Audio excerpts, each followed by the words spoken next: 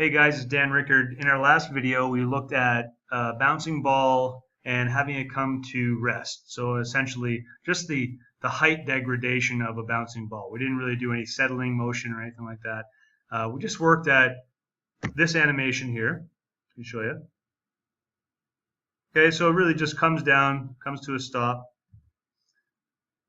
bounces a little bit, 4 or 5 bounces in there and stops. So what I want to do today is start talking about giving it some movement, and I'll show you a really simple, easy way to give it that movement. This should be a quick video. Really, a lot of it's just about your curve editor. I'm going to turn on auto key anyway, just so we can get ready for some animation. There's some of this down the bottom here. Some of these keys are getting a little bit messy. Don't worry too much about it. You can see that some of them are 3 color, some are 2, some are 1, and so on. It's because we've got some overlapping animations in the curve editor. Sometimes that happens. Okay, simple as that. When you do have things like this, where it's really a constant type of value, because this is one value and it's a constant value all the way across. There's no up or down movement to it. Really, you can really clean that stuff up. Okay, just by doing that. Nice and clean now, right? Any one of these. So if you go into the X, Y, and Z position, well, that's the Z position, but if you go in the X and Y, you can delete all that stuff, make it nice and clean. Look what's happening down here now. Suddenly it's becoming much cleaner. Your scale, well, we don't have any scale value, so actually we can even delete this scale key at the beginning. Anywhere where we really don't need it, we can delete it off. So all the rotations, we can delete those because we don't need rotational data. So look at our keys now. We're nice and clean. They're red keys. They're position keys only. Perfect. Z position. We have a key in Y here, and we have one key in X. Whatever. That's fine. We can key all the positions because we will be moving this to the side. Now, we're actually moving it in X. You can see that the X arrow is pointing this way. If we were to take this, and we're going to just actually move this object over, okay? If we scrub through this, we've already got movement. Okay, it could be as easy as that. Now let's just check in the curve editor before we go too far with this. I'm going to undo this, just so we can see what's happening. And I want to go to the last keyframe. So there you can see I'm at the last keyframe. I want to simply move this over to the side. Now look what's happening in the curve editor. It's calculating value on keyframe 51 or whatever it is, keyframe 51. So you're seeing I'm moving this over and over and over, and essentially it's saying at keyframe 0, this is where you're going to start, and at keyframe 51, this is where you're going to be. Everything else in between is just kind of being automatically generated. So we've already got sideways movement. So we're already starting on our arc. So if we press play and see what's happening here. Now, a little bit of an issue. It comes to a dead stop right away. It's also got, it looks almost like a little bit of an increase in speed somewhere around the beginning here. Okay? That's also not really wanted, and we can see that increase in speed right around here. You can see how it's coming very slow at the beginning. This is a slow out. A fast out would be this way, kind of going over top. So a slow out into a kind of a linear spot in the section and back to another slow. So let's just look at the X position.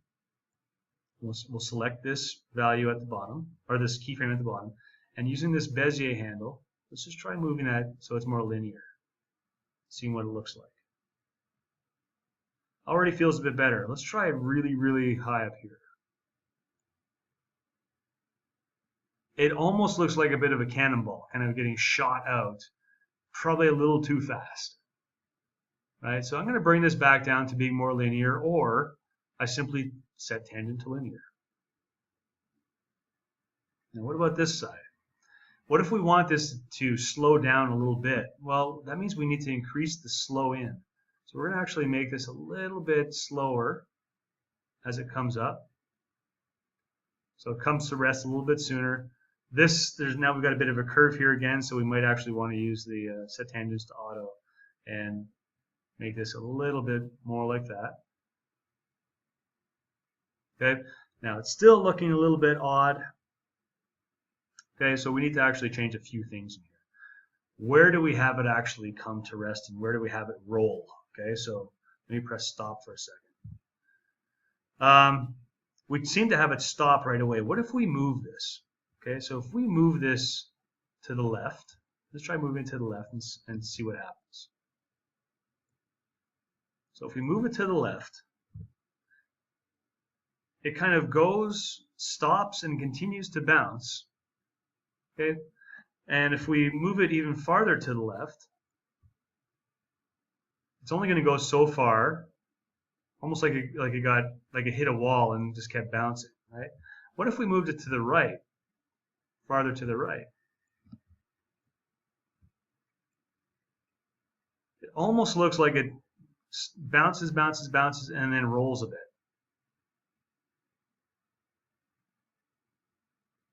Okay, so that's kind of a really easy way to do that. Some of these bounce heights, you know, we could always adjust these a little bit further, and then we might even want to change up the timing on these slightly, because it does seem like it's a little bit too high at the end of the last bounce. So that's looking a little bit nicer, and that little bit of roll is nice. Now, there is a slight amount of animation that you still have to add to this, and that's the settling motion at the end. And sometimes there's a really easy way to do it, and sometimes it doesn't quite work out. Let's take a look here. So this settling motion that I'm talking about is when a ball comes to rest, it's going to go a certain amount, and then it's going to come back a bit, and then it maybe rest on one final forward motion. So if we take our key, let's say we'll put it at 90. I want to just try taking one more keyframe and putting it at about 100. Okay, now with this one, with this 90, I want to actually push this forward a bit. Okay, so essentially what's going to happen is it's going to come all the way here, it's going to go, and it's going to rotate back, or it's going to actually just move back. Notice we haven't done any rotations on this, and actually I'm going to just turn this off. Normally, there we go. Well, anyway, I'll just deselect it. So we can't tell that it's not rotating. So as it goes, stops, and it comes back a bit. So if we look at that, that's a really, really fast pullback, right? So we need to change the timing on that. The timing is 10 frames. We need to increase that. I'm going to take this last key, and let's just move it out to about 20 keyframes instead of only 10. See what that looks like. Still a little too much. Okay, now we could probably see it a little bit better if we went up here and looked at the curve. So let's open up this curve a little bit more. This is probably a little too high and maybe a little too long here. Okay, and we could probably pull this out a little bit farther. It's got to be a subtle movement. Okay, so let me just do this here. Automatic, move this. Let's see what this looks like. That's a much more subtle amount of moving back, but it's starting to get there. So let me deselect. I'll hide this and we'll press play. You see that? That tiny little bit of settling motion? Okay. That's a really, really important step to put into any type of animation. I'm always saying to beginner students that it's not always about the motion in between, but it's the way you finish an animation. Okay, so ending an animation can actually be quite tough, but that's the last thing a person sees, how you finished it. So make sure that you finish it really well. Okay, so go over those steps, look at adding a little bit of arc and a little bit of movement to your ball. Think about the settling motion for it, and if it even has one, and keep going. Keep animating. See you in the next video.